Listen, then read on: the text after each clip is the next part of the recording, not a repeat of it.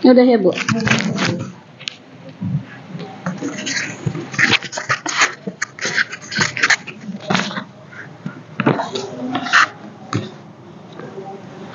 Itu aja apa? Masih ada, Bu?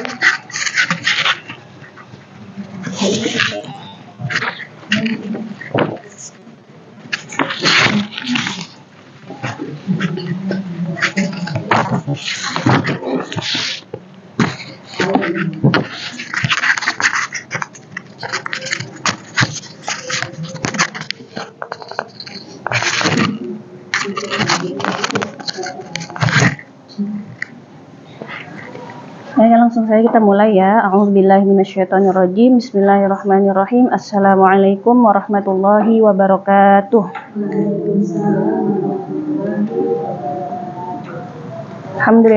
Alhamdulillahirabbil alamin. Alhamdulillahi wa kafa. Assalatu wassalamu ala asyrafil anbiya'i al-mustafa wa ala alihi wa ashabihi ahlus sidqi wa ahlul wafa. Amma ba'd. Rabbana syrah lana sudurana wa yassir lana umurana wa hlul 'uqdatam min alsinatina yafqahu aqwalana. Qala Allah Ta'ala fi Qur'anihil Karim, subhanaka la ilma lana illa ma 'allamtana innaka antal alimul hakim. Wa qala Rasulullah sallallahu alaihi wasallam, Allahumma faqihna fid dini wa 'allimna ta'wil. Wa qala aidan, man yuridillahu bihi khairan yufaqihu fid din. Amma ba'd. Alhamdulillah, segala puji bagi Allah, dengan segala nikmatnya kita bisa berkumpul bersama-sama bermujalasah thalabul ilmi.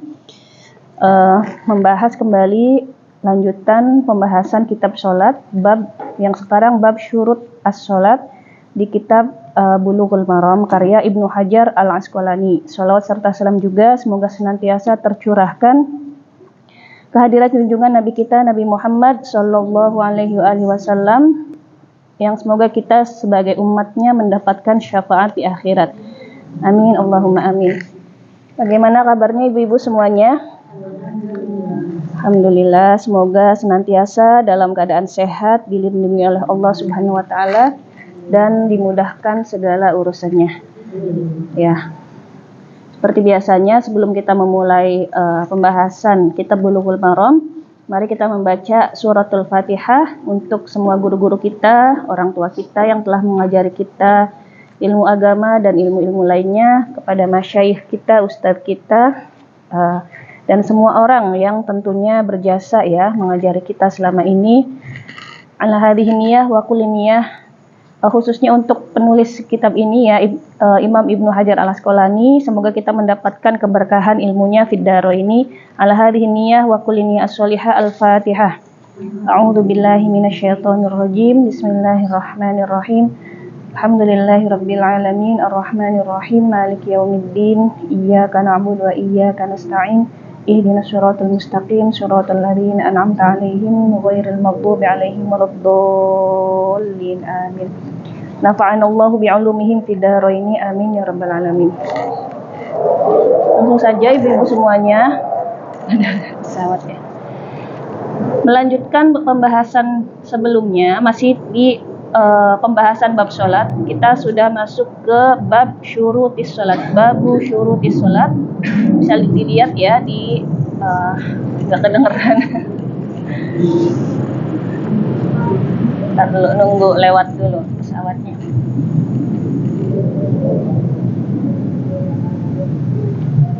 Nah sudah. Kitab Bulughul Marami babu syurutis sholati. Kitab Bulughul Maram karya Imam Ibnu Hajar al-Asqalani, bab syarat-syarat sholat. Al-hadits al-awwal, hadis yang pertama. Siapa yang mau membacakan hadis yang pertama? Silahkan.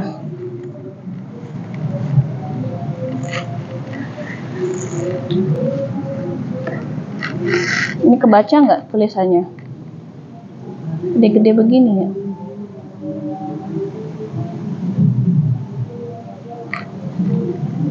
Ya dibaca artinya saja Bu, coba.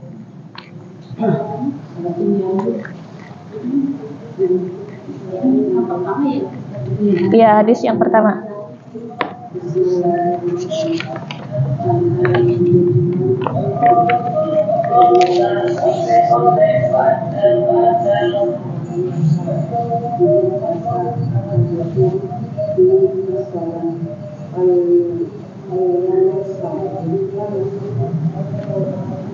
Falyan syarif wal yatawaddo.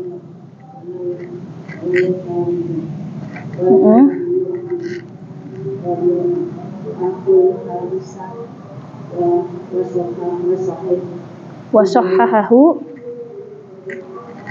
Ibnu Hibban.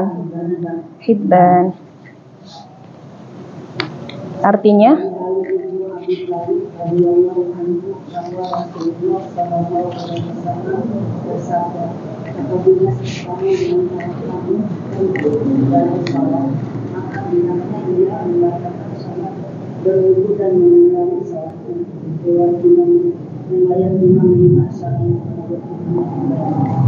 ya, terima kasih Bu Ratu, barakallahu fiik sudah membacakan. Al-hadis al-awwal, hadis yang pertama di babu syuruti salat, bab syarat-syarat salat yang menerangkan apa saja sih syarat-syarat salat dan hal-hal yang berkaitan dengannya. An Ali bin Talqin radhiyallahu anhu qala Rasulullah sallallahu alaihi wasallam idza fasa ahadukum fi sholati falyansharif wal yatawadda wal yu'idis shalah rawahul khamsah wa sahahahu Ibnu Hibban. Dari Ali ibnu Abi Thalib. Oh, ini bukan Ibnu Abi Thalib ya. Ali bin Talqin. Salah ini.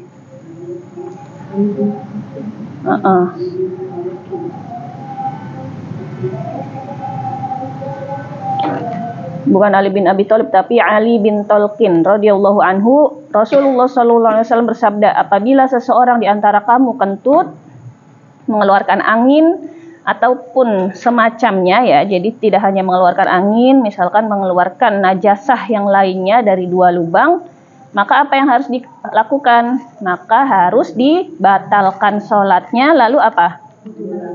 Wudhu lagi dan sholatnya diulangi. Riwayat Imam 5 dan Sahih menurut Ibnu Hibban. Nah, hadis ini menjelaskan bahwasanya ketika keluar sesuatu, di sini kan cuma dijelaskan keluar angin ya, kentut ya, maka harus mengulangi wudhu, membatalkan dulu sholatnya, keluar dari sholat, lalu mengulangi wudhunya dan mengulangi sholatnya kembali. Nah, ini kalau kentut saja bisa membatalkan, berarti kan hal-hal yang lain seperti kotoran, misalkan seperti air seni, air pipis ataupun pup ya, itu pula sama hukumnya dengan segala sesuatu yang keluar dari dua lubang. Itu membatalkan sholat, membatalkan wudhunya, diulangi lagi wudhunya dan diulangi lagi sholatnya.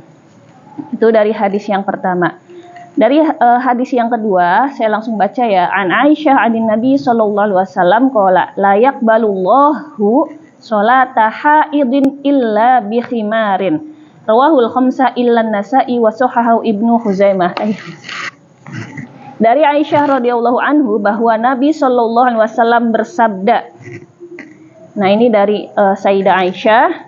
Sayyidah Aisyah berkata bahwa Rasulullah bersabda, Allah tidak akan menerima seorang perempuan yang telah haid. Nah, maksud haid di sini itu adalah perempuan yang sudah baligh. Jadi bukan berarti orang yang sedang haid tidak diterima sholatnya. Ya pasti tidak diterima karena kan memang tidak boleh. Tapi maksud haid di sini adalah seorang anak perempuan yang sudah mendapatkan haid, yang sudah baligh.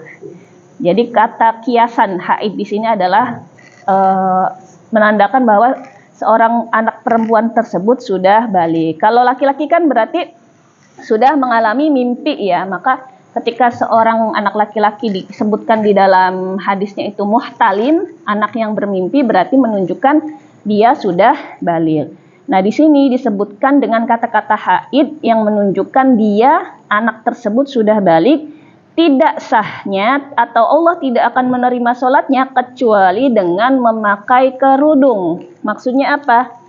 Ya kecuali dia menutup auratnya, menutup kepalanya. Kadang kan anak-anak tuh sholat masih nggak kerudungan. Kadang kan ya masih suka ngobrol sendiri.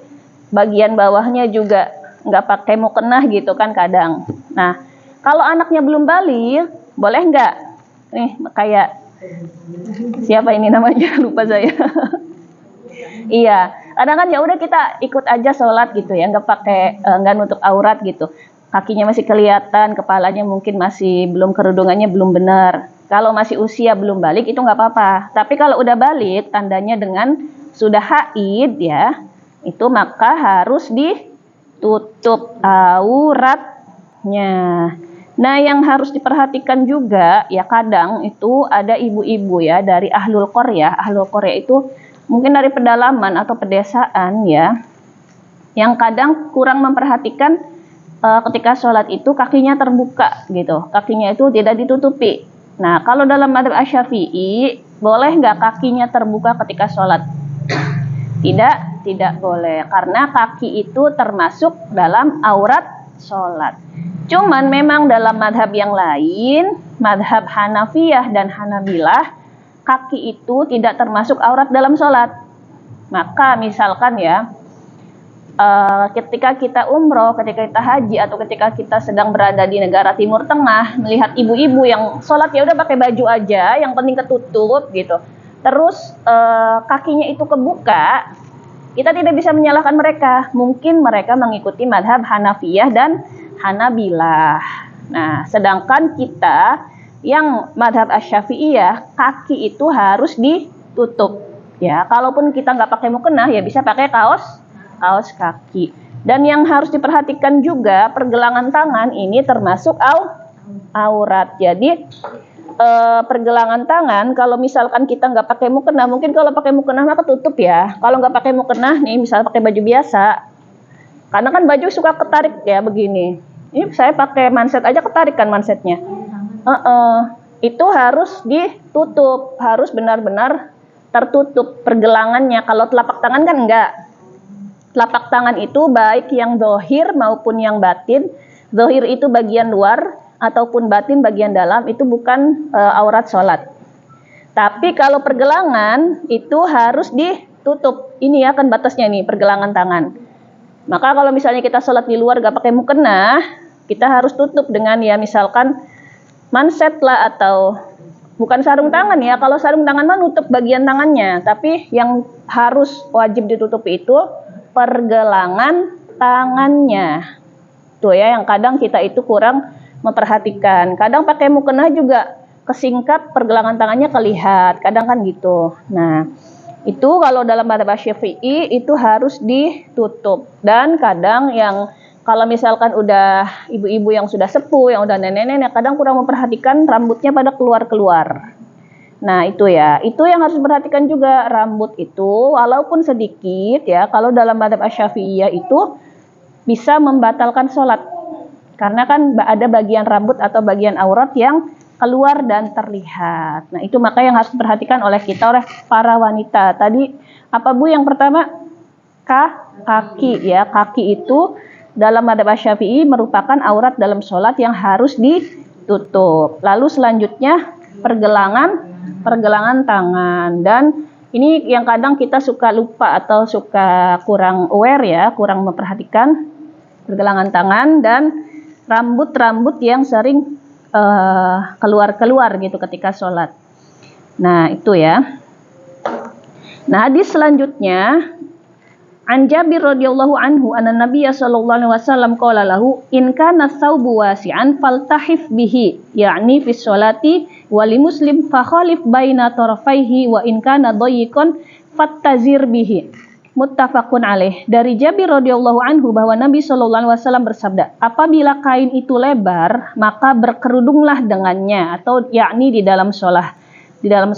Menurut riwayat Muslim, maka selempangkanlah di antara dua ujungnya, dan apabila sempit maka bersarunglah dengannya.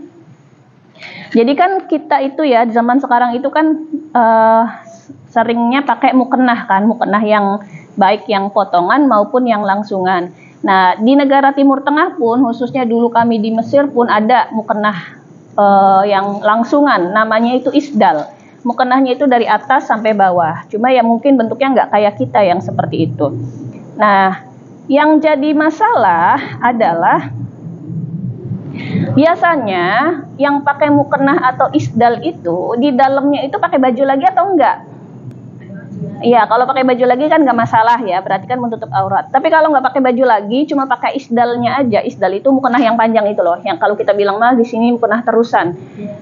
pakai baju lagi atau enggak di dalamnya. Kalau enggak pakai baju, apakah itu menutup aurat? Ya apalagi transparan. Iya, makanya harus diperhatikan, itu kan menutup aurat itu bukan hanya menutup, tapi transparan enggak, membentuk badan enggak.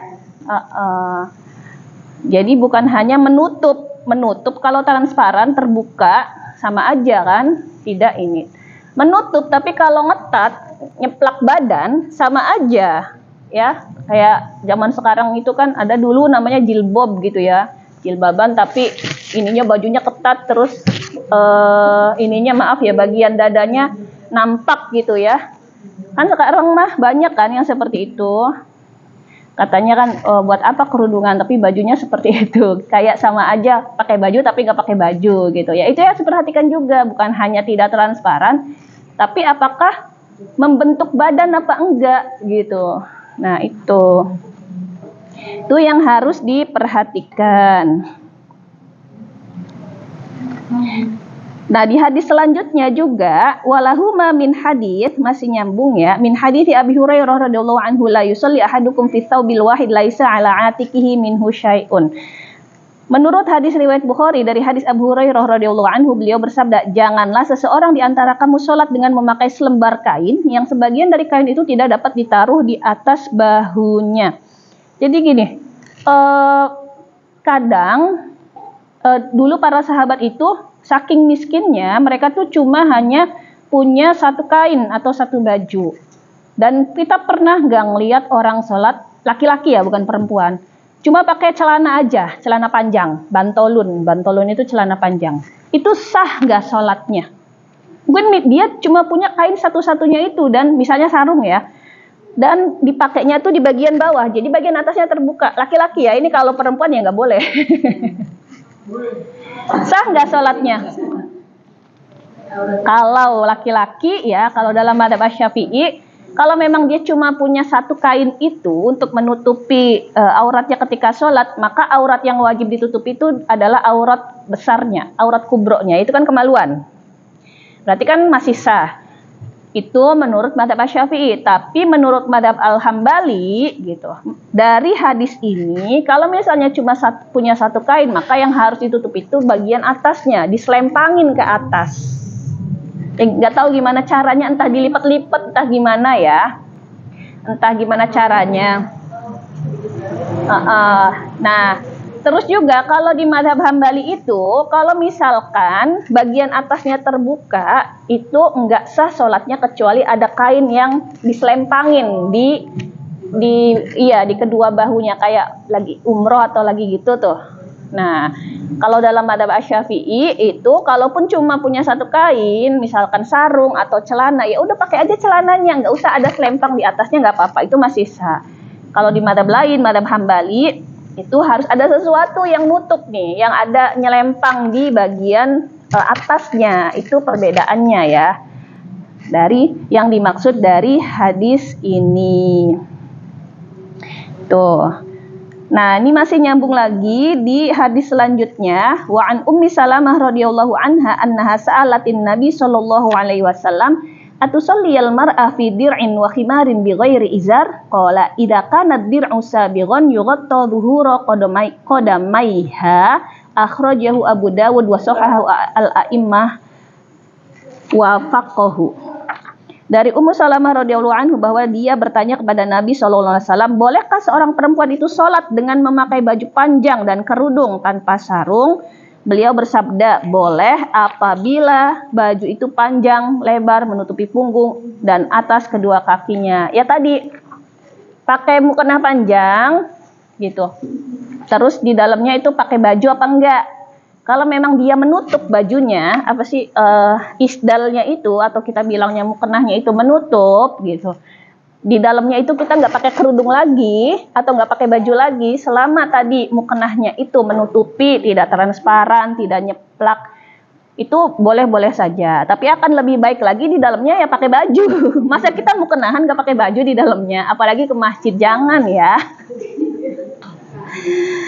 Iya. Ini yang harus diperhatikan juga ya.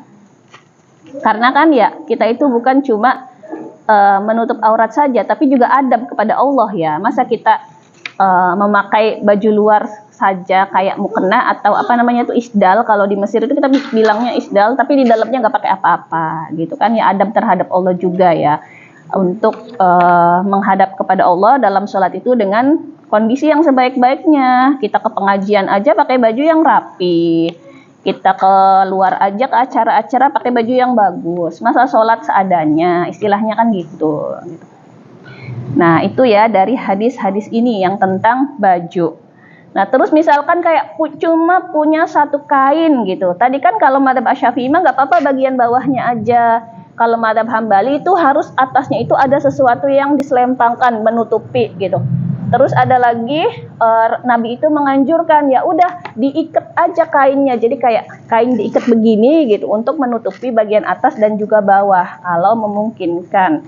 Atau iltahif bihi, di apa sih namanya tuh, dililit-lilit gitu.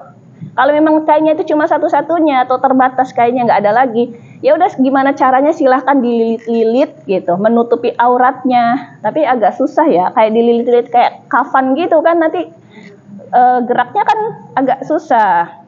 Maka kalau memang nggak bisa, ya udah kainnya dibentangin, dua sisinya itu di ini nih, diginiin, diikat ke belakang terus untuk menutupi bagian tubuhnya. Pokoknya bayangin aja lah Bu kayak gimana. Itu kan kalau misalnya kainnya cuma satu-satunya, alhamdulillah kita kainnya banyak, bajunya banyak, jadi nggak pusing. Mukena juga saya yakin lebih dari satu kan. Nggak mungkin punya satu, pasti minimal 2 atau 3 kita punya. Jadi insya Allah ya, ini kan menceritakan tentang kondisi sahabat yang memang benar-benar tuh cuma punya satu kain aja gitu. Bahkan untuk sholat pun mereka bingung, gimana ya Rasulullah, bagian mana dulu yang harus ditutupi, bagaimana harus saya sholat gitu kan. Kalau dalam madzhab Syafi'i ya udah tutupi bagian aurat besarnya. Aurat besar kan kemaluan gitu. Kalau kemaluannya laki-laki kan berarti kan dari pusar kan sampai lutut gitu. Bagian atasnya kebuka gimana? Nggak apa-apa kalau dalam madzhab Asy-Syafi'i. Kalau dalam madzhab Hambali itu harus ada yang ditutup gitu, harus ada yang diselempangin. Nah, seperti itu. Hadis yang selanjutnya. Hadis 5. Saya minta tolong bacakan Bu hadis 5 Bu. Saya mau minum dulu. Artinya Ustazah? Iya, silakan artinya aja nggak apa-apa. Amir ibnu Rabi'ah radhiyallahu anhu berkata, kami pernah bersama Nabi Shallallahu Alaihi Wasallam dalam suatu malam yang gelap. Maka kami kesulitan menemukan arah kiblat. Lalu kami sholat. Ketika matahari terbit, ternyata kami telah sholat ke arah yang bukan kiblat. Maka turunlah ayat, kemana saja kamu menghadap maka di sanalah wajah Allah. Riwayat Tirmizi, hadis lemah menurut. Nah, ini salah satu syarat sholat itu kan menghadap kiblat. Di hadis ini dijelaskan bahwasannya an Amir bin Rabi'ah radhiyallahu anhu qala kunna ma'an Nabi sallallahu alaihi wasallam fi lailah mudlimah. Jadi suatu hari kata Amir bin Rabi'ah, kami bersama Nabi dalam suatu malam yang gelap. Fa ashkalat alaina al-qiblah fa shallaina. Lalu kami kesulitan menentukan arah kiblat itu kemana. Lalu kami tetap sholat kan. Falamma tala'atis syamsu. Nah, ketika mataharinya terbit, idza nahnu shallaina ila ghairil qiblah, ternyata kami itu sholat enggak menghadap kiblah. Nah, fanazalat, lalu turunlah ayat, fa aina ma tuwallu fasamma wajhullah. Kemana saja kamu menghadap maka di sanalah wajah Allah. Riwayat Tirmidzi. Tapi hadis ini lemah dan hadis ini tidak dipakai oleh madzhab Asy-Syafi'i.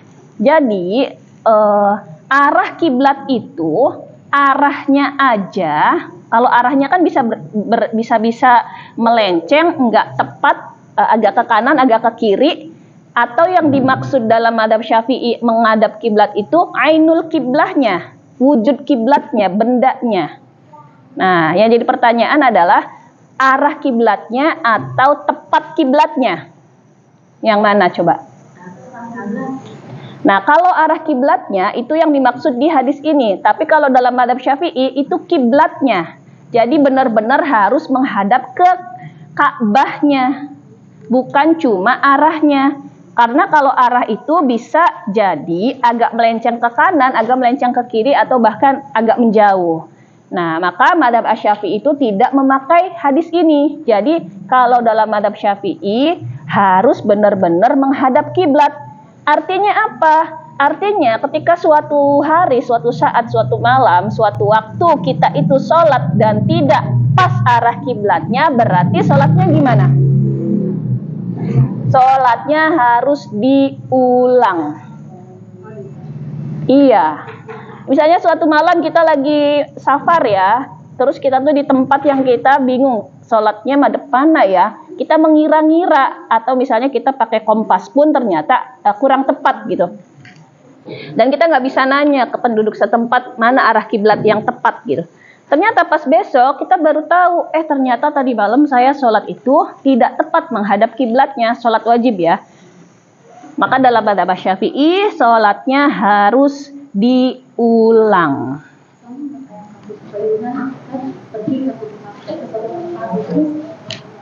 Saya tahu sholat lalu aku nggak tahu arah mana utara, selatan, itu arah. Iya sama, karena kan dia nggak tahu.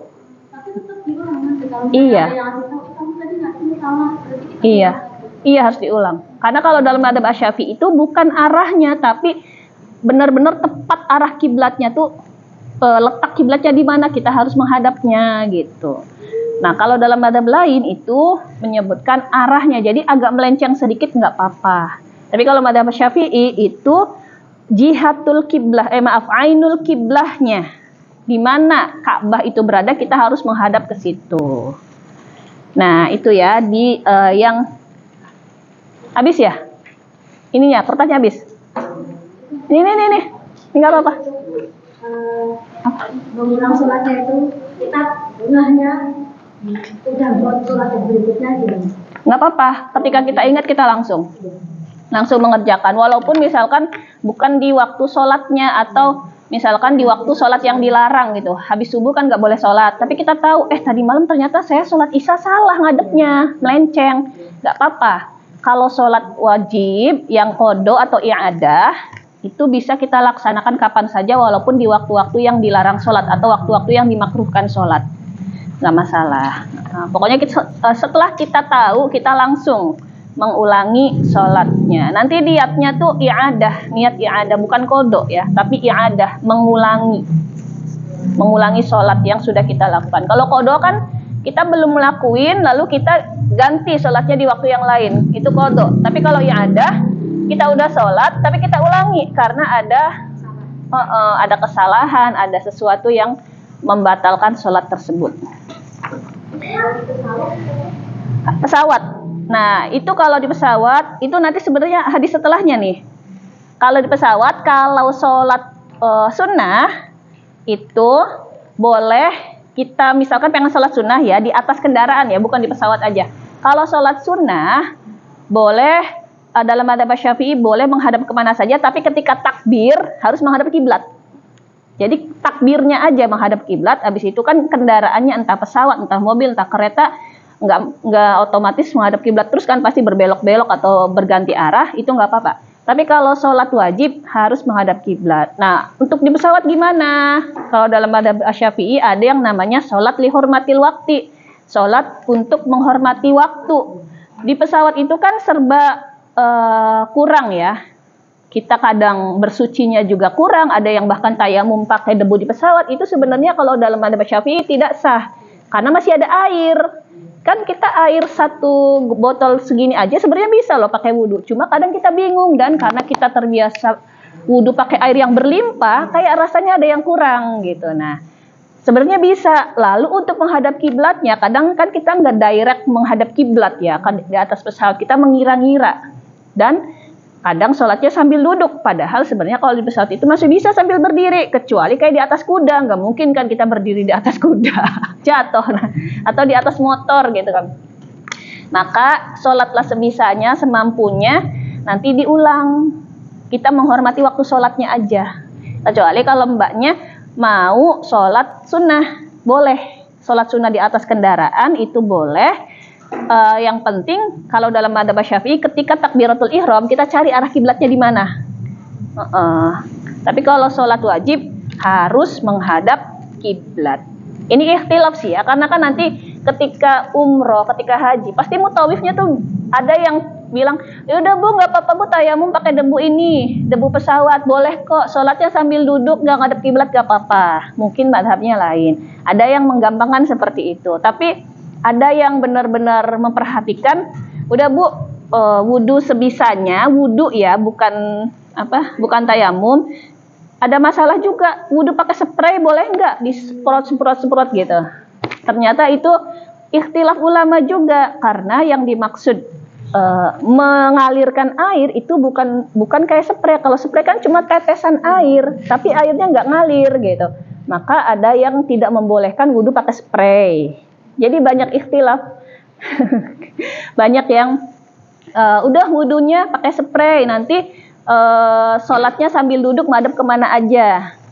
Ya memang ada yang seperti itu, tapi untuk kehati-hatian ya udah sholat sebisanya, wudhu sebisanya, namanya sholat lihurmatil wakti, untuk menghormati waktu sholat, nanti diulang.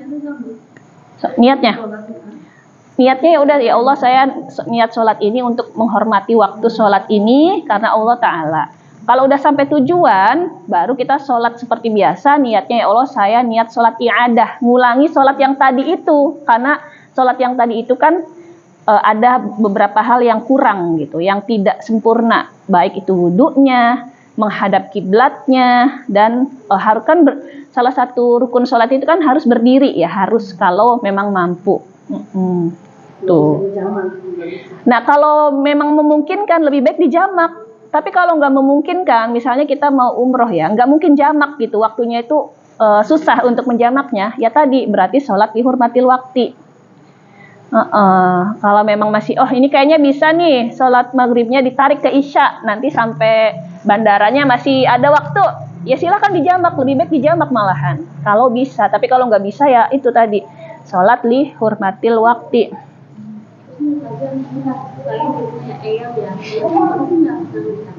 Biasanya kan saya tata itu, cuman pas ini disiapkan, terus udah sholat, tapi nggak menghadap juga itu. Saya udah tahu udah selesai, kok bukannya nggak bisa, harus diulang juga. Iya. Cuma kondisinya kan lagi sakit ya, lagi nggak bisa ini. Makanya kita yang sehat, yang bisa melihat itu harus benar-benar memperhatikan. Yang maaf ini arah kiblatnya harus ke sini gitu. Oh udah sholat duluan ya, ternyata ngadepnya kurang ini. Biasanya kan saya tata dulu. Nah kemarin kan masih dia, kok udah salah. Berarti harusnya diulang. Iya, harusnya sih diulang Bu. Tapi masih bisa berdiri nggak sih? Masih. Kalau berdiri bisa. Iya nih. Jadi saya nanggung dosanya kayak karena ada saya doang Mas. Nggak apa-apa kan, kita juga nggak tahu kan keadaannya seperti itu, dan kan bukan kita tapi orang lain ya. Kita sebagai anaknya yang bisa melihat, yang bisa bukan menegur ya, memberitahu gitu. Kita kasih tahu. Yang bisa nggak sholatnya yang kemarin diulang karena ternyata tidak menghadap kiblat gitu. Kalau diulang berarti kodo dong ya. Kan kodo ya ada. Kalau kodo kan kita belum ngelakuin, kita ganti di waktu yang lain. Kalau iya ada itu kita udah ngelakuin tapi kita ulangi. Kita udah sholat tapi diulangi karena ya tadi nggak menghadap kiblat, atau misalnya ada najis yang ternyata nempel di badan kita gitu dan sebagainya.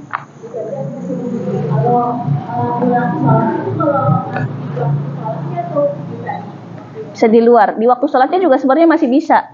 Kalau kita niatnya i'adah. Kalau di luar waktu sholat ya sama i'adah. Kalau i'adah itu kita tuh udah sholat Mbak, habis itu kita ulangi lagi, berarti kan ngulangin. Kalau kodo itu kayak kita puasa aja. Puasa itu kan pas Ramadan kita haid, kita nggak sholat, kita nggak puasa kan, kita ganti di waktu yang lain, dibayar di waktu yang lain.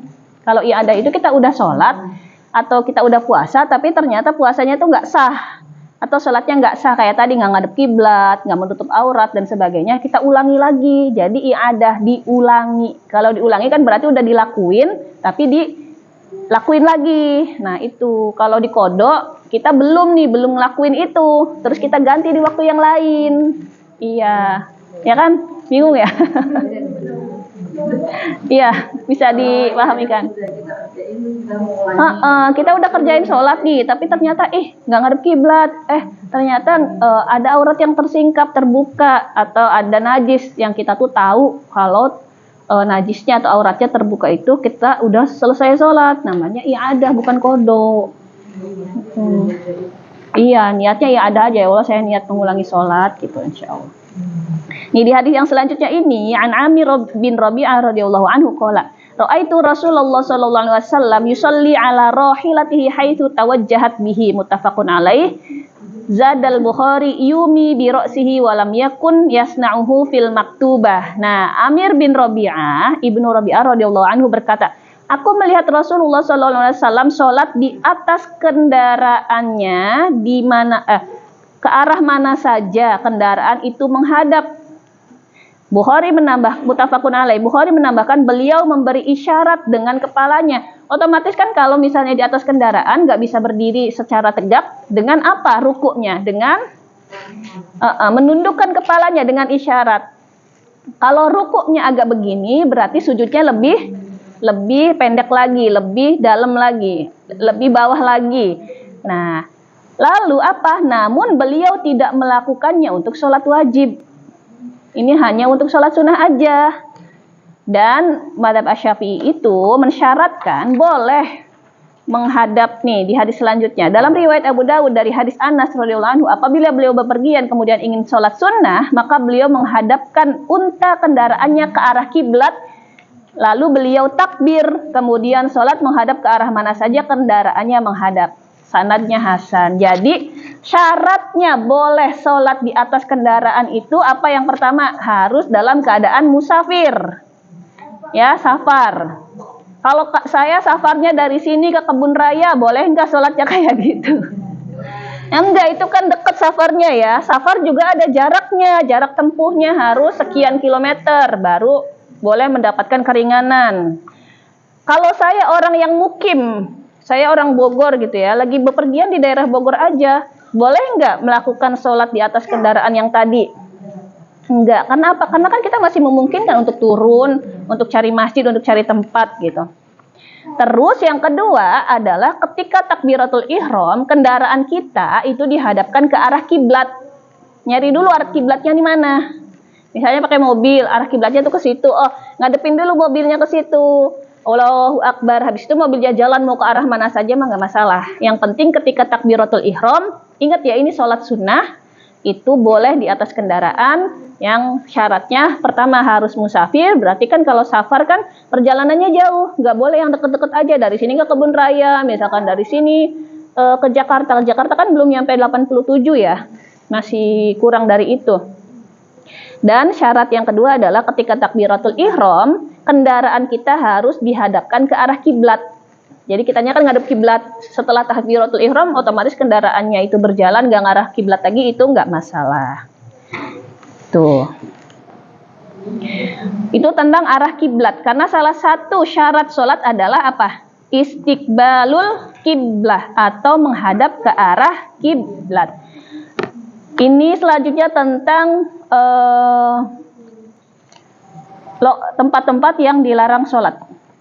An Abi Sa'id radhiyallahu anhu anin Nabi sallallahu alaihi wasallam, al-ardu kulluha masjidun illal maqbarah wal hammam. Rawahu Tirmidzi wa lahu illah. Dari Abu Sa'id Al-Khudri radhiyallahu anhu bahwa Rasulullah sallallahu alaihi wasallam bersabda, bumi itu seluruhnya masjid kecuali kuburan dan kamar mandi. Nah, di sini di mazhab Asy-Syafi'i menjelaskan boleh nggak kalau kita sholat di depan kuburan ya, bukan di atasnya. Di atasnya jangan ya. Di depan kuburan, boleh nggak? Misalnya ini kuburan, terus saya sholat di depannya, di belakangnya ya, di depannya, boleh nggak? Dalam mazhab Asy-Syafi'i itu dibagi jadi dua, kuburannya terbuka atau tertutup. Kenapa coba? Karena kalau terbuka itu dikhawatirkan ada najis. Namanya maaf ya, orang meninggal biasanya ketika dimandikan kan dipencet-pencet ya, perutnya dikeluarkan najasahnya. Itu dikhawatirkan kalau kuburannya terbuka, ada najasah yang ada pada jenazahnya, entah berupa pembusukan, entah berupa kotoran-kotoran yang mungkin keluar setelah dia dimakamkan. Maka ketika kuburannya terbuka, itu tidak boleh sholat di depannya atau di sekitarnya. Dikhawatirkan ada najasah yang menempel, ada najasah di situ. Yang kedua, kalau kuburannya tertutup. Kalau kuburannya tertutup berarti boleh nggak? Boleh. Jadi kuburan pun bukan semua kuburan. Tapi insya Allah di sini mah kuburannya semuanya tertutup ya. Semuanya, bahkan ada yang dikasih batas apa gitu kan. Intinya tertutup. Tapi kalau kuburannya terbuka gitu, itu yang tidak diperbolehkan. Juga Takut ya.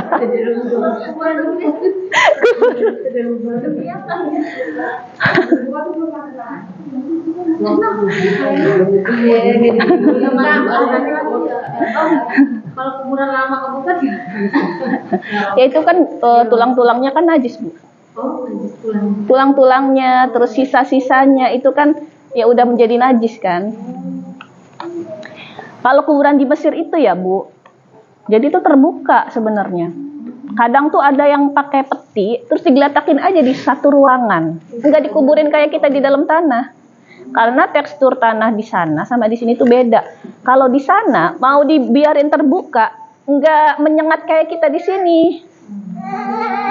Jadi mungkin yang dimaksud yang terbuka itu yang seperti itu. Dulu pernah, bukan pernah sih ya, ngelihat lewat pemakaman orang Mesir itu memang bentuknya rumah-rumah, tapi ketika dimakamkan itu jadi satu bangunan itu isinya banyak mayat, nggak kayak kita satu kuburan satu mayat yang ditanam di bawahnya, gitu. Nah, yang pertama kuburan terbuka dan tertutup. Yang kedua itu di sini apa disebutkannya? Kamar mandi. Nah, yang dimaksud kamar mandi di sini adalah spa. Tahu spa? Yang buat itu apa? Spa itu? Kenapa nggak boleh sholat di situ? Bukan nggak boleh ya, makruh. Kenapa? Madzhab Syafi'i bahkan haram. Kenapa? Karena di situ banyak terbuka aurat. Iya kan, orang spa kan pakai pembenan doang. Kadang malah ya mungkin terbuka-buka auratnya. Itu ihtiroman lillah, adaban lillah. Kita kan lagi sholat, masa di situ ada orang-orang yang membuka-buka auratnya. Adab terhadap Allahnya mana, gitu kan. Ketika sholat itu kan menghadap Allah, maka kita harus menjaga adab juga. Jangan di tempat orang yang banyak terbuka aurat di situ. Ya, di spa kan biasanya lagi pijat apa kebuka auratnya, tercampur laki-laki perempuan dan sebagainya. Dan ya mungkin kalau ada spa yang kayak berendam-berendam gitu, otomatis kan ya dibuka-buka auratnya gitu, walaupun ya sama-sama perempuan, tapi kan auratnya terbuka. Maka yang dimaksud hammam di sini kamar mandi yang spa ya. Ya kamar mandi biasa juga apalagi kan, kamar mandi biasa juga kita kan ketika masuk kita terbuka auratnya. Itu. Dan yang alasan selain itu juga ada najasah kan. Di kamar mandi atau di spa itu kan terdapat najis, maka tidak boleh sholat di tadi apa? Di kuburan dan di kamar mandi. Hadis yang selanjutnya masih membahas tentang itu dari Ibnu Umar radhiyallahu anhu bahwa Nabi Shallallahu alaihi wasallam melarang untuk sholat di 7 tempat. Ini pernah dibahas sebenarnya di bab Toharoh. Yaitu di mana? Di tempat sampah. Ya iya, masa kita sholat di tempat sampah? Bau kan, kotor. Terus di tempat penyembelihan hewan. Kenapa nggak boleh di tempat penyembelihan hewan? Karena otomatis banyak darah yang mengalir dan darah itu kan najis, darahnya banyak, maka tidak boleh sholat di tempat penyembelihan hewan. Lalu di tengah jalan, kenapa nggak boleh sholat di tengah jalan?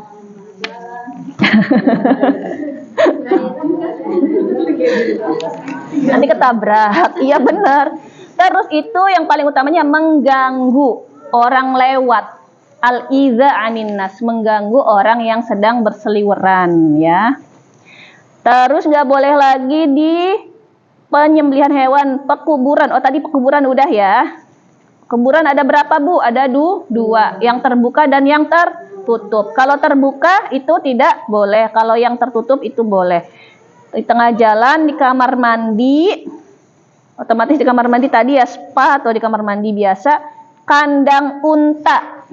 Ya, masa kita sholat di kandang unta, di kandang hewan, kan banyak kotoran.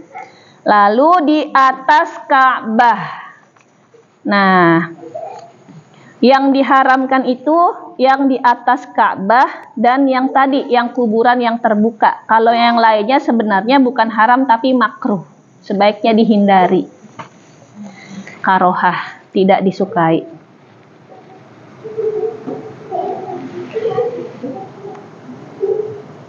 Ini yang selanjutnya hadis 10 juga masih membahas tentang janganlah engkau sholat menghadap kuburan dan jangan pula duduk di atasnya. Tadi ya, kuburan yang apa yang nggak boleh, berarti yang terbuka dan tidak boleh duduk di atasnya. Ya, kita menghormati ya jenazah mayit yang di bawahnya, maka kita tidak mendudukinya. Bahkan salah satu adab yang dianjurkan ketika kita masuk ke pemakaman adalah apa? Tidak memakai sandal, tidak memakai alas kaki ya. Itu sunnahnya. Tapi kalaupun kita ustazah becek tanahnya kotor, kita nggak mungkin tajam apanya gitu kan, nggak mungkin kalau nggak pakai sendal ya tidak apa-apa. Cuma memang sunnahnya adalah ketika masuk areal pekuburan itu kita melepaskan alas kaki kita, sendal ataupun apa tadi sepatu. Hadis yang selanjutnya, An Abi Sa'id radhiyallahu anhu qala Rasulullah sallallahu alaihi wasallam idza jaa ahadakumul masjidu falyandur fa in ra'a fi na'laihi adza aw qadaran falyamsahhu wal yusalli fihi ma. Akhrajahu Abu Dawud wa sahahu Ibnu Huzaimah. Dari Abu Sa'id radhiyallahu anhu bahwa Rasulullah sallallahu alaihi wasallam bersabda, apabila seseorang di antara kamu mendatangi masjid, hendaklah ia memperhatikan jika ia melihat kotoran atau najis pada kedua sandalnya, hendaklah ia membasuhnya dan sholat dengan mengenakannya. Dikeluarkan oleh Abu Dawud dan dinilai sahih oleh Ibnu Huzaimah. Boleh nggak Bu sholat pakai sendal, pakai sepatu? Boleh nggak? Tapi dengan syarat apa? Iya, kalaupun mau pakai sendal atau sepatu, ya misalnya kita lagi di luar, kalau di sini kan otomatis kita copot sendal sepatunya. Dilihat dulu di bawahnya ada sesuatu enggak yang nempel, ada kotoran enggak. Nginjek sesuatu enggak. Nah. Memperhatikan jika melihat kotoran atau najis pada kedua sandalnya, hendaklah ia membasuhnya. Kalau misalnya ditemukan di sandalnya menginjak kucing gitu, ya berarti ya harus dicuci. Ya, jangan pakai itu ketika sholat. Terus bedanya antara najis yang basah sama yang kering itu gimana? Nih, di hadis yang selanjutnya nih. Dari Abu Hurairah radhiyallahu anhu bahwa Rasulullah sallallahu alaihi wasallam bersabda, apabila seseorang di antara kamu menginjak najis dengan sepatunya, maka sebagai pencucinya ialah debu atau tanah, debu tanah. Jadi kalau kita kena najisnya, najis yang basah, cara membersihkannya harus apa? Harus dicuci, iya, dialiri air. Tapi kalau misalkan nih najisnya kering, itu boleh nggak kita cuma ngucek-ngucek aja? Atau pakai debu atau pakai tanah, boleh nggak? Boleh, itu bedanya. Artinya apa? Kata Rasulullah ya, ada dalam madhab Syafi'i, kalau najisnya kering, kita melihat najisnya ini masih berbentuk basah, basah ya, bukan kering, maka cara membersihkannya harus dicuci, dialirkan air ke najis tersebut untuk menghilangkan ainun najasahnya, karena masih ada wujudnya. Tapi kalau najisnya kering, itu boleh cukup kayak dikucek-kucek aja pakai air. Nah, karena ainun najasahnya atau wujud bendanya udah nggak ada, tinggal apanya? Tinggal sisa-sisanya. Itu bedanya najis basah dan najis kering. Makanya tadi ketika ada menginjak najisnya basah, maka harus dicuci ya. Tapi kalau misalnya najisnya kering gitu, dikucek itu tidak apa-apa. Cuma lebih baik sih ya dicuci juga ya. Nah, itu. Tapi dalam mazhab Asy-Syafi'i pun ya, najis yang kering tadi boleh dihilangkan najisnya dengan dikucek atau didalek, itu menurut satu pendapat. Pendapat yang lain tetap wajib dicuci. Jadi memang ada ikhtilaf. Ikhtilafnya itu bahkan di dalam mazhab Syafi'i tersebut. Jadi ada dua qaul, ada dua pendapat. Kalau najis kering itu boleh dihilangkannya cukup dengan dikucek. Pendapat yang satunya lagi tetap harus wajib dicuci. Kita selama ini gimana? Tetap dicuci kan, karena memang pendapat yang lebih lebih diketahui, lebih masyhur adalah ya tetap harus dicuci. Walaupun ada pendapat lain yang kalau najisnya kering nggak apa-apa, cuma dikucek-kucek aja gitu. Kenapa? Kayak misalkan nih anak kita ngompol di kasur nih. Kalau misalkan pipisnya itu masih basah di kasur, kita mau ngebersihin, berarti harus di apa? Cuci kan? Tapi kalau misalnya anak kita ngompol di kasur, kita keringin, kita jemur, berarti kan udah kering. Boleh nggak kita cuma ngucek-ngucek aja, nggak dibersihin, nggak dicuci, dialirin air? Nah, boleh nggak? Pendapat yang pertama boleh dikucek-kucek aja. Pendapat yang kedua tetap harus dicuci. Iya. Aromanya masih ada, tapi wujudnya udah nggak ada, udah kering. Nah itu.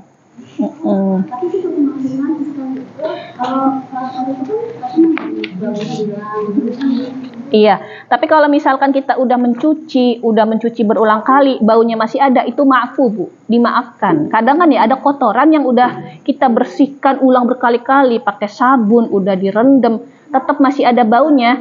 Selama ainun najasahnya, wujud bendanya nggak ada dan nggak ada warnanya, tapi masih ada aroma, itu maafu, dimaafkan. Jadi itu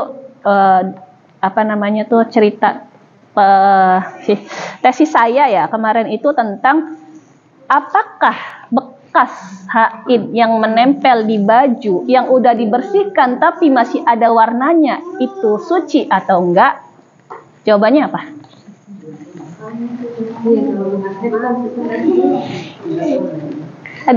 Ada hadisnya. itu tesis saya. Apa jawabannya? Enggak.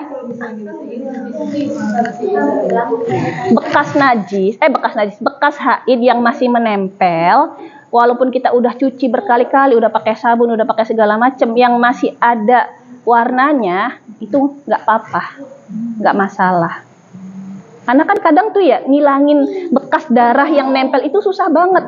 Kita udah mencuci dengan air berkali-kali, dengan sabun berkali-kali, tetap masih ada nodanya, itu nggak apa-apa. Suci. Selama kita sudah mencucinya. Kalau kita nggak nyuci, dibiarin aja ya baru. Itu ada hadisnya. Tuh. Kadang kan maaf ya, ada celana dalam kita yang kena haid, walaupun udah langsung dicuci, udah direndam, ternyata masih ada kayak noda-noda sedikit gitu.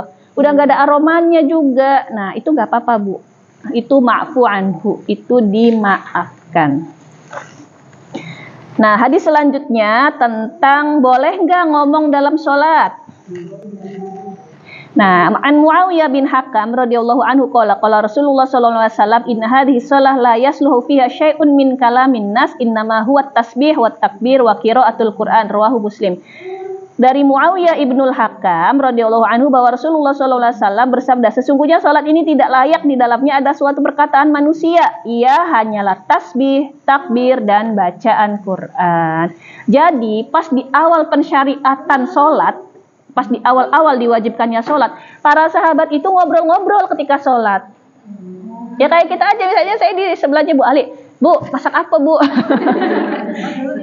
Iya. Karena kan memang belum tahu, belum paham. Yang sebelahnya juga jawab, oh iya saya masak jengkol Ustazah, misalkan gitu. Akhirnya Rasulullah setelah itu mengingatkan, sesungguhnya nih di hadis ini, apa tadi? Tidak layak di dalamnya ada suatu perkataan manusia, kecuali apa? Tasbih. Kalau kita pengen ngingetin imam kan, kalau laki-laki ngingetkannya dengan tasbih kan? Dan takbir. Takbir kan otomatis kita setiap berganti pergerakan dari satu gerakan ke gerakan yang lain dengan takbir. Dan bacaan Quran. Baca Al-Quran ya itu tadi Al-Fatihah, surat. Tapi kalau misalnya nih ada cerita ya. Ceritanya ada orang nih sholat khusyuk banget. Terus orang-orang di belakangnya tuh pada bilang, Masya Allah itu orang sholatnya khusyuk banget ya gitu. Orang yang lagi sholatnya tuh denger, dia semakin nambah-nambahin khusyuknya, semakin gitu. Terus semakin inilah orang di belakangnya, oh iya dia semakin khusyuk sholatnya. Si orang yang sholat nyeletuk, iya selain khusyuk saya juga lagi puasa loh gitu. Itu sah nggak sholatnya? Enggak sah ya, walaupun dia iya kan, karena nggak boleh di dalam sholat itu ngomong, apalagi ketika dipuji dia langsung menjawab, iya selain saya khusyuk sholatnya saya juga lagi puasa. Ya batal sholatnya. Saya sujud tahiyat. Bacainnya kata-kata Indonesia, ya Allah, satu Allah, dari anakku jalan yang ini gitu. Boleh kan? Kalau bahasa Indonesia, kalau bukan dari hadis, bukan dari Al-Quran, bukan bahasa Arab, di hati aja. Kalau misalkan kayak doa-doa berasal dari Al-Quran, kayak Rabbana atina fid dunya hasanah wa fil akhirati hasanah, gak apa-apa, tapi diucapkannya lirih, kayak berbisik, bukan yang keras-keras. Kalau bukan bacaan sholat itu, kalau pakai bahasa ajam itu bukan bahasa Arab, maka cukup di dalam hati. Kayak Allah berilah hamba petunjuk apa gitu. Dalam hati aja ngucapinnya. Karena kalau diucapin ya khawatir itu kan perkataan manusia yang bisa membatalkan sholat. Gitu. Kecuali kalau doanya itu doa al-ma'thur. Al-ma'thur itu yang diambil dari Al-Quran dan hadis. Kan banyak tuh doa-doa dari hadis ya. Banyak juga doa-doa Nabi yang tertulis di Al-Quran. Ada ulama yang memperbolehkan, tapi dengan lirih mengucapkan kayak Rabbana atina fid dunya hasanah gitu. Kayak Rabbana atina. Enggak ya. Tuh ya Bu ya. Ya sama-sama. Nah di hadis selanjutnya Rasulullah bersabda, tasbih itu bagi laki-laki dan tepuk tangan bagi wanita. Ini kalau lagi mengingatkan imam ya. Misalkan imamnya itu kelebihan rakaatnya atau ada sesuatu yang kurang. Maka bagi laki-laki itu mengingatkannya dengan tasbih subhanallah. Kalau perempuan dengan tepuk tangannya gimana Bu? Gini-gini? Apa gini? Apa gini? Pakai ini. Karena kalau pakai ini nanti kenceng, ya kan? Begini atau gini. Pakai zohirul kaf, apa sih? Bagian luar telapak tangan ya. Karena kalau pakai batinul kaf, pakai dalam tangan nanti kenceng. Gitu kan. Iya. Nah, selanjutnya ini masih tentang tidak bolehnya berbicara dalam sholat. An Mutarrif bin Abdullah bin Syikhir an abihi qala ra'aitu Rasulullah sallallahu alaihi wasallam yusalli wa fi sadrihi azizun ka azizil mirjal minal buka akhrajahul khamsa illa Ibnu Majah wa sahih Ibnu Hibban. Dari Mutarrif bin Abdullah Ibnu Syukur, iya boleh, mau pinjam? Mau pakai boleh. Gak apa-apa. Main boleh. Nah, ketika Rasulullah lagi sholat, beliau tuh nangis. Sekarang nangisnya itu nangis yang kayak gimana yang membatalkan sholat, dan nangis yang kayak gimana yang diperbolehkan dalam sholat. Kadang kan kita saking sedihnya lagi banyak masalah, sholat tuh sambil nangis gitu kan ya. Nah, nangisnya kalau yang banyak kata gitu, yang wah gitu. Sholatnya sah nggak kayak gitu? Kenapa? Berisik.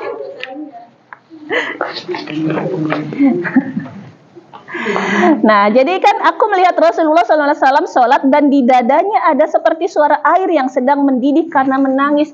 Jadi kalau suara yang dikeluarkan dari mulut ketika menangis itu hanya boleh 2 huruf, gitu kan. Tapi nggak boleh kenceng-kenceng, gitu.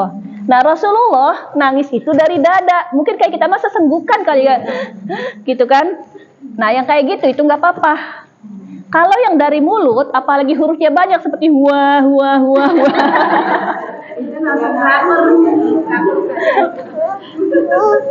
Iya, apalagi dengan kata-kata, oh ya Allah gimana? Ya itu ya pasti batal sholatnya. Apa sayang? Mau ini?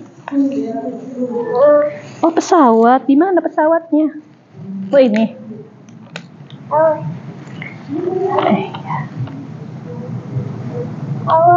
Pesawat sayang. Iya, jadi tangisan yang membatalkan sholat adalah tangisan yang terdapat di dalamnya dua huruf. Ya, ibu-ibu bayangkan aja dua hurufnya gimana? Kayak huwa, huwa, huwa, huwa. Tapi kalau hanya air mata saja, atau kayak tadi sesenggukan kayak Rasulullah yang kayak bunyi air yang lagi mendidih. Kalau bunyi air mendidih kan gitu ya. Tapi Rasulullah cuma kayak gitu aja. Kan itu berasal dari dada. Itu nggak apa-apa. Nah, Rasulullah menangis tidak berupa huruf, tidak berupa kalimat, tapi berupa suara dari dada.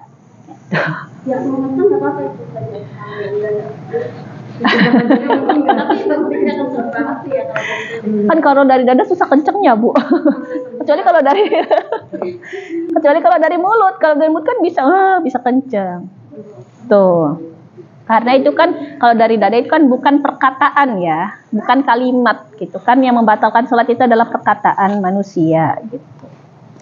Tuh. Lalu hadis selanjutnya,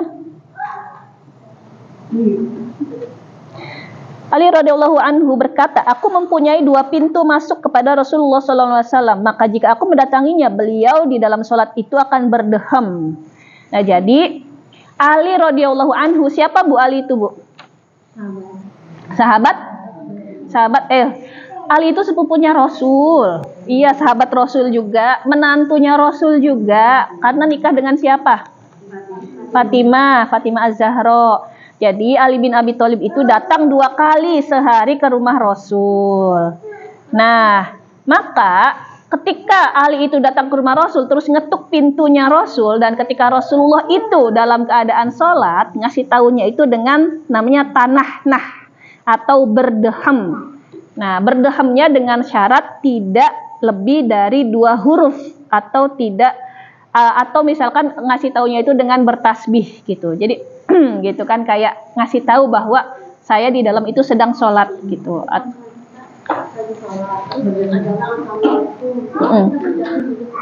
Tapi orang yang itunya ngerti enggak kita dehem-dehemin itu?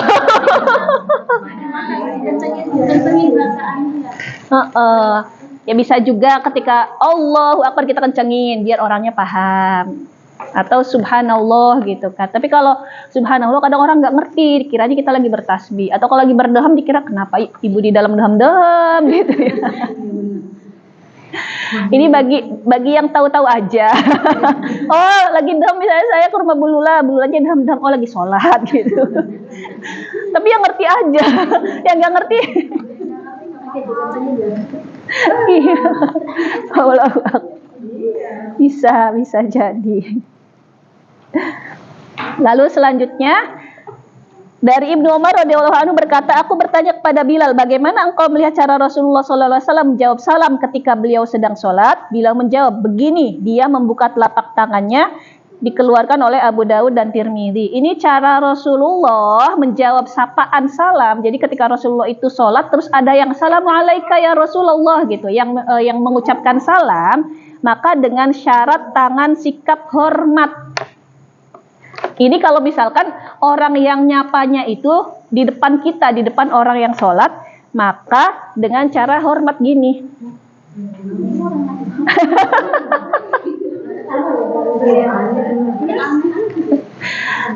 Kadang iya kan, karena orang itu melihat ya Rasulullahnya sedang sholat. Terus kan kalau orang Arab itu ya Bu ya, di mana-mana mereka tuh ngucap salam. Kayak dulu saya di Mesir ya, lagi naik angkot kita tuh ya, naik namanya kan tramko, lagi di dalam tramko, orang masuk tuh assalamualaikum. Ya di dalam tramkonya langsung jawab waalaikumsalam. Kalau di sini kan nggak umum kayak gitu. Naik aja. Kita ketika papasan aja ya sama orang, assalamualaikum, langsung mereka tuh salam, nggak kenal sama kita juga. Salam terus pokoknya di mana-mana. Ketika masuk toko, Assalamualaikum ya ammu gitu kan. Assalamualaikum wahai pamanku gitu. Jadi tuh di mana-mana mereka tuh ngucapin salam. Jadi wajar di hadis ini ketika Rasulullah lagi sholat pun ada sahabat, ada orang yang lewat tuh Assalamualaikum ya Rasulullah. Terus jawabnya gimana salamnya Rasulullah? Nggak mungkin kan bilang Waalaikumsalam, enggak. Tapi dengan hormat, isyarat atas dijawabnya salam tersebut dari orang itu.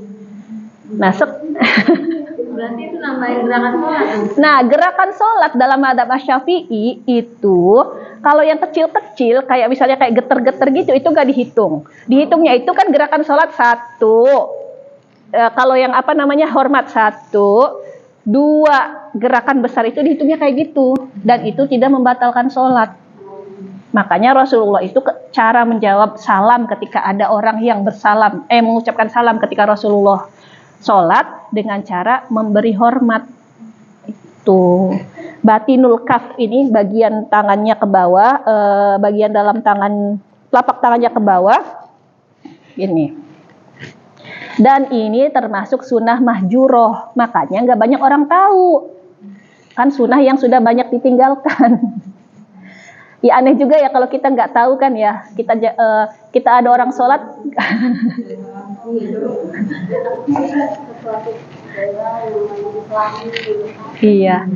Iya, masalahnya juga ini sunnah majura udah banyak ditinggalkan dan nggak banyak orang tahu. Makanya ketika kita tiba-tiba ngelihat ada orang yang lagi sholat terus disalami, terus orangnya kok tiba-tiba hormat gitu. Itu tuh berarti bukan menghormati orang yang ngasih salam, tapi isyarat bahwa dia sedang menjawab salam dari orang yang tadi gitu. Misalnya kalau itu tadi kita suami lagi sholat, kita baru pulang lagi. Aku assalamualaikum ya. Kan kayak pulang kerjaan gitu. Dia tahu dia lagi sholat terus dia. Iya. Nggak dosa juga kan kalau kita ngelakuin kayak gitu. Ya kalau kitanya tahu dia lagi sholat sih sebenarnya nggak usah dikasih salam juga ya. Kadang itu kan membuat kehusyuannya jadi buyar juga. Kalaupun mau dijawab salamnya ya dengan cara hormat tadi seperti Rasulullah menjawab salamnya sahabat tadi. Gitu. Cara jawabnya itu dengan hormat bukan dengan waalaikumsalam. Karena kalau kayak gitu nanti batal sholatnya. Gitu. Iya. Halaman. Hadis selanjutnya. An Abi Qatadah radhiyallahu anhu qala kana Rasulullah sallallahu alaihi wasallam yusolli wa huwa hamilu Umamah binti Zainab. Jadi suatu saat Rasulullah itu lagi sholat dan beliau itu sambil menggendong Umamah putrinya Zainab. Nah, jika beliau sujud, beliau meletakkannya dan jika beliau berdiri, beliau menggendongnya. Dalam riwayat Muslim, sedang beliau mengimami orang. Jadi Rasulullah itu dalam keadaan sebagai imam. Berarti kan boleh gendong anak. Itu kan ada pergerakan-pergerakan tapi pergerakannya sedikit gitu. Nah, itu diperbolehkan. Jadi ini apa dari hadis ini bahwa membawa bayi dalam sholat itu boleh jika pergerakan yang dilakukan hanya sedikit. Dan Rasulullah pun membawa tadi Umamah binti Zainab ketika beliau sedang sholat. Garuk-garuk berarti ibunya gini aja. Jangan banyak gerak, kalau gerakannya sedikit itu nggak apa-apa Bu. Walaupun banyak, ya kayak misalnya gini-gini ya. Pernah lihat kan ada yang tasyahud gini-gini. Itu kalau dihitung pergerakan dia udah batal ya. Tapi karena gerakannya sedikit, itu tidak membatalkan. Kan ada madhab yang ketika asyhadu alla ilaha illallah, ada yang sampai muter-muter juga ada kan? Pernah lihat kan? Nah, itu. Nah, terus ketika ada sholat, misalkan ada ular sama kalajengking, boleh nggak kita bunuh? Nah, di hadis ini, bunuhlah 2 binatang hitam dalam sholat, yaitu ular dan kalajengking. Tapi perintah ini adalah perintah boleh atau mustahab, dianjurkan, bukan wajib. Kalau misalnya kalajengkingnya cuma lewat aja, ya udah biarin. Kalau misalnya dia akan menyerang kita atau membahayakan, itu boleh dengan syarat tidak banyak gerakan yang kita lakukan di dalam sholat. Kenapa Bu? Masuk ke dalam baju. Serem banget ya. Iya, berarti kan gini aja gitu. Kadang tuh ada itu juga tuh. Apa? Kecoa kan. Tiba-tiba berterbang. Udah mah nggak khusyuk sholatnya, terus kita kan udah ya kalau masih bisa memungkinkan kitanya nggak panik, tetap aja Bu, lanjutin aja sholatnya. Dan orang ular sama kalajengking aja disuruh dibunuh, nggak harus dibatalin gitu kan. Cuma kadang kita tuh udah keburu panik duluan, jadi udah langsung batalin aja. Dan itu. Nah, ini dari hadis-hadis tentang bab syarat sholat ya. Ada hadis tentang menutup aurat. Salah satu syarat sholat adalah satrul aurat, menutup aurat. Terus tadi apa? Menghadap kiblat. Terus tadi apa lagi? Berbicara ya, tidak boleh berbicara dalam sholat. Terus apa lagi tadi? Bergerak ya, tidak boleh bergerak banyak. Adapun pergerakan yang sedikit itu tidak membatalkan sholat ya. Jam berapa ya? Saya HP-nya. Ya, sebelum kita tutup ada pertanyaan. Kalau enggak saya yang nanya nih.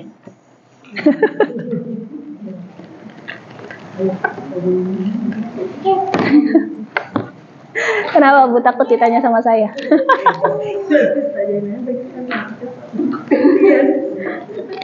Sebenarnya kalau misalnya kita sama juga itu ada yang bilang asapnya nggak ada, terus ada yang bilang ada. Sebelum asar apa sesudah asar? Sebelum asar ada sholat sunnah rawatib tapi tidak muakkad. Bukan tidak dianjurkan, tidak ditekankan. Sebenarnya ada ikhtilaf sih Bu, ada yang itu tuh muakkad gitu, ada yang bilang enggak muakkad juga, tapi kalaupun mau sholat sunnah qobliyah sebelum asar itu boleh-boleh saja. Tapi mungkin ada yang menyebutkan bahwa itu bukan yang muakkadah, yang bukan benar-benar dianjurkan itu loh Bu. Tuh.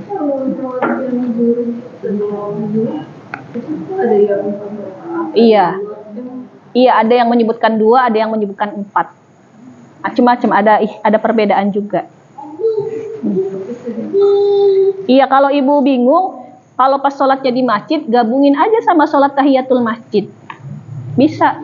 Kan masuk masjid tuh, sholat tahiyatul masjid sama sholat rawatib. Bisa 2 gabung. Sama-sama sholat sunnah karena. Tuh.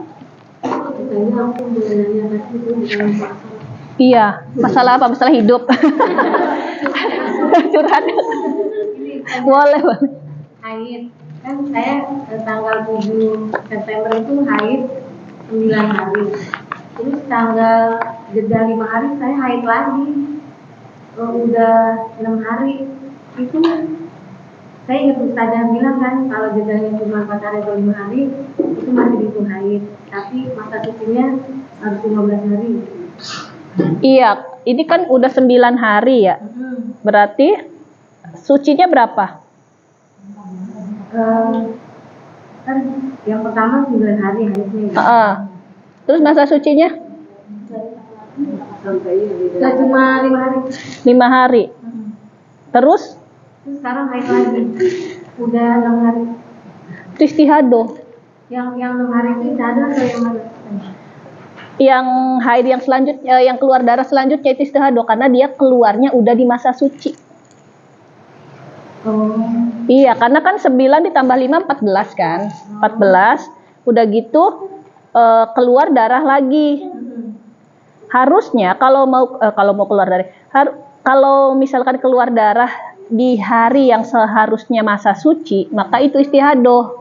Kecuali jaraknya tadi antara satu keluar darah ke keluar darah lain sudah 15 hari. Nah, ini kan jaraknya baru 5 hari. Udah gitu dia darahnya keluar di waktu yang seharusnya masa suci. Iya. Saya nggak sholat 6 hari. Ya berarti dikodok, diganti. Iya, karena kan yang pertama itu 9 kan, ini udah haid kan. Dia bersihnya baru 5 hari. Harusnya kan kalau 9 tambah 5 kan 14. Maksimal haid kan 15. Nah, sedangkan keluar darah lagi di masa yang harusnya itu udah masa suci. Iya kan? Jadi ketika keluar darah di yang harusnya masa suci berarti dia itu darahnya istihadoh. Karena harus ada masa suci 15 hari dulu antara satu keluar darah ke keluar darah yang lainnya. Cuma ini yang ditanyakan yang 9 hari ini haidnya bener nggak? Nyampe 24 jam nggak keluarnya? Apa cuma sedikit? Sampai 24 jam, tapi bukan merah, cuma hitam. Hitam ya. Tapi kalau digabungin selama 9 hari ini semuanya mencapai 24 jam. Maksudnya bukan seharian keluar terus loh, tapi terus ya berarti itu haid. Coklat ya. Yang sekarang apa? Sekarang merah. Nah, udah ketahuan. Berarti kalau yang coklat kan darah kuat.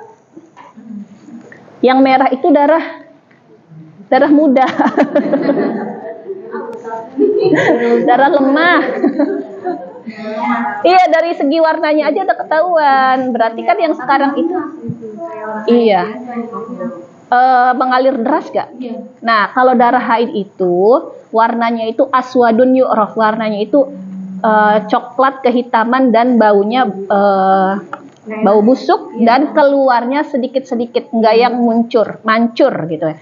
Tapi kalau darah istihadah biasanya darahnya mengalirnya deras. Iya.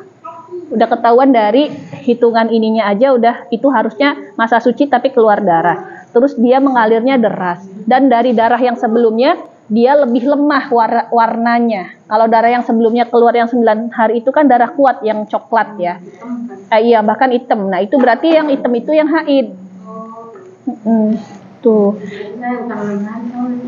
Iya, tapi ibu kemarin udah mandi wajib kan? Udah. Oh, ya udah. 5 hari masa suci itu saya mandi wajib, sholat, tiba-tiba haid lagi. Karena yang sekarang istihadah nggak usah mandi wajib nggak apa-apa.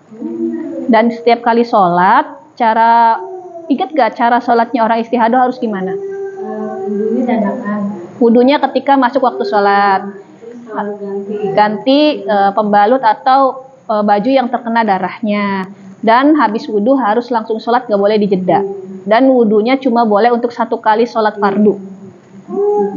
Agak ribet ya, tapi memang itulah. Iya, sama-sama. Kalau istihadah bukan baca Al-Quran. Boleh, istihadah itu kan sebenarnya itu suci Bu dia itu. Cuma ada darah yang keluar. Dia seperti wanita suci, boleh baca Quran, boleh ya di masjid juga boleh, sholat berjamaah juga boleh, berhubungan dengan suami juga boleh ketika istihadah. Cuma ya kalau istihadahnya banyak ya mungkin kita juga agak gimana ya. Cuma dia itu hukumnya wanita yang suci gitu. Karena darahnya itu kan keluar di masa yang seharusnya dia suci. Makanya dihukumnya istihadah. Tuh, ada lagi Bu yang ditanyakan? Coba saya nanya nih. Udah? Oh, bisa ada mau nanya? Ibu udah siapin jawabannya? Udah siap jawabannya?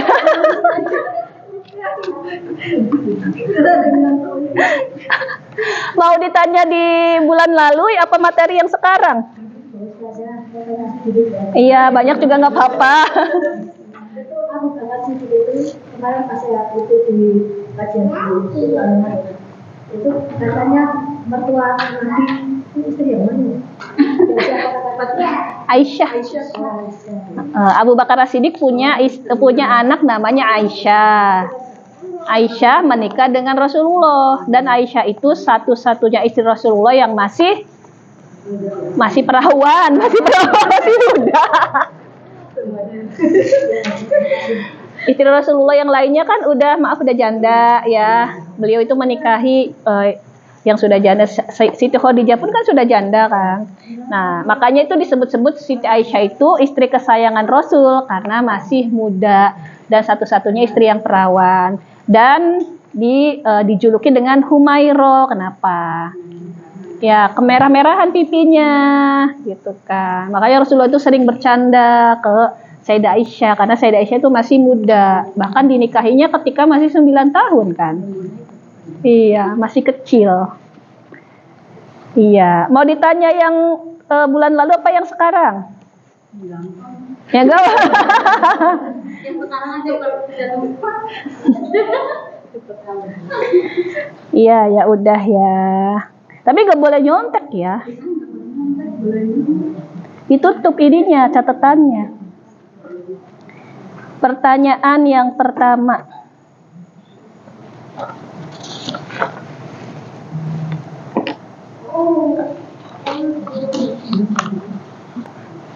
Pertanyaan yang pertama, apakah kita diperbolehkan sholat sunnah di atas kendaraan? Jawab, angkat tangan dulu. Ya, Mbak Tari. Syaratnya?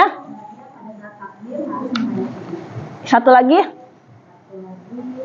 Dia harus lagi apa? Iya, betul. Ini ada hadiah. Mau yang kotak apa yang persegi panjang?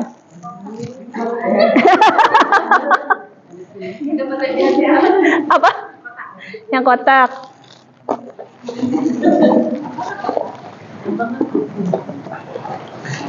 Random aja lah ya. Ini sama ini loh Mbak, kemarin souvenir dari acara kemarin tuh. Makanya saya nanya Mbak Tari udah pulang apa belum? Ada souvenir dari panitia. Kalau ini dari saya. Mbak Tari mau gantungan kunci apa ini? Apa tempelan kulkas? Tempelan kulkas. Ibu-ibu sih nggak datang, jadi nggak dapet souvenir deh. Tempelan kulkas. Ini tempelan kulkas dari Mesir. Dapat kerudung, mau biru apa merah? Biru. Biru dongker ya. Biru dongker apa hitam pokoknya gitu. Nih, ini souvenir acara kemarin. Sama ibu kemarin saya tuh nyari ibu udah pada pulang. Saya mau ngasih ini dari panitia ini. Ini dapat apa sih? Temen kan ada yang baru pulang dari Mesir, ngasih hadiah ke peserta yang baru datang. Ke peserta yang baru datang, ke peserta yang hadir. Tiket Mesir ya. Beli sendiri. Kemarin saya nyari ibu, saya juga ribu sendiri. Maaf ya Bu. Ibu mau gantungan, berarti ibu tinggal gantungan kunci. Bentar. Ini. Oh, mau masih ada Bu. Ibu mau gantungan kunci apa ini? Tempelan kulkas. Tempelan kulkas, iya. Nih, masih ada. Nah, kerudungnya tinggal yang merah. Ini dari panitia ya. Terima kasih.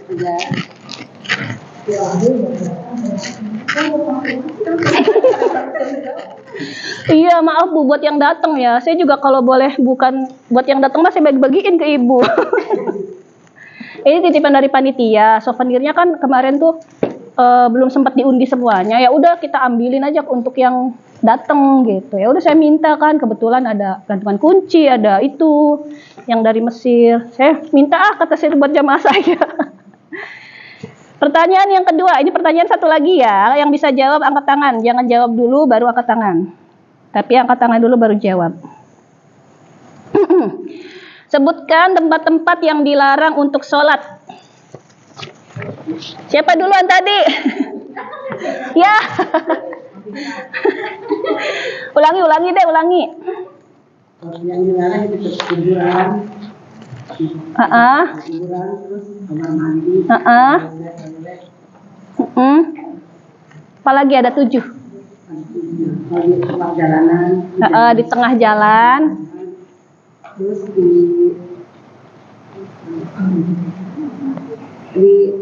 WC, di kuburan, jalanan, di tempat sampah, tempat ini, tempat penyembelihan hewan, terus di kandang. Iya, di kandang. Kuburannya kuburan yang mana yang diharamkan?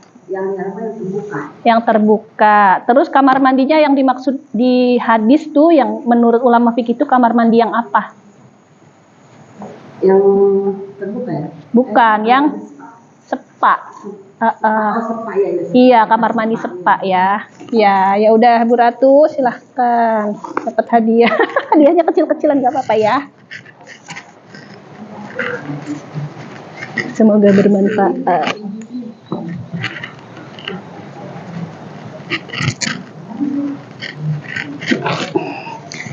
Ya udah ya. Kalau nggak ada pertanyaan lagi atau masih ada sebelum kita tutup?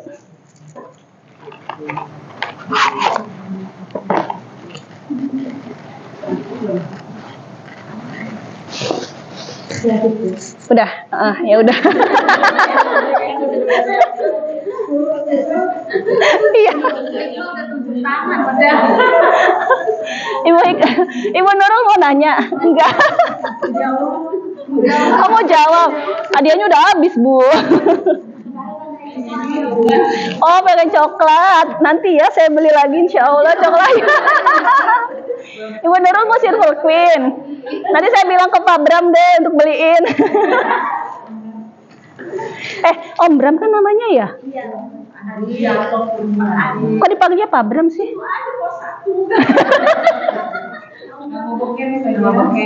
Oh iya. Saya nggak tahu nama aslinya loh, taunya Om Bram aja.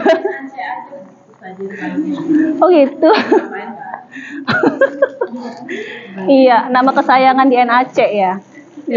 Ya udah Bu, mari kita tutup dengan alhamdulillahirabbil alamin dan doa kafaratul majlis. Subhanakallahumma wa bihamdika asyhadu an la ilaha illa anta astaghfiruka wa atubu ilaik. Allahumma anfa'na bima 'allamtana wa 'allimna ma yanfa'una warzuqna ilman tanfa'una. Ja'alani Allah wa iyyakum minal ladzina yastami'una bil haqqi wa yahduna bihi. Amin ya rabbal alamin.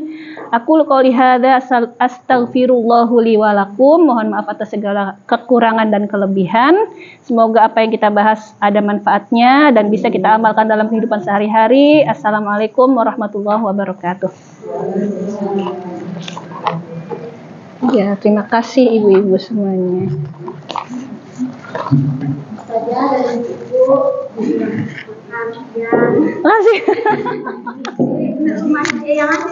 Masya Allah, yang masak. Masya Allah, yang sunnah mahjuroh lagi ya.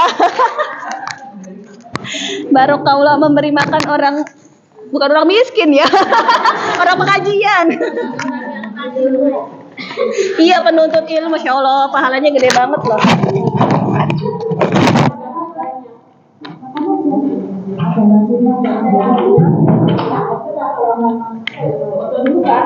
Oh iya, foto dulu.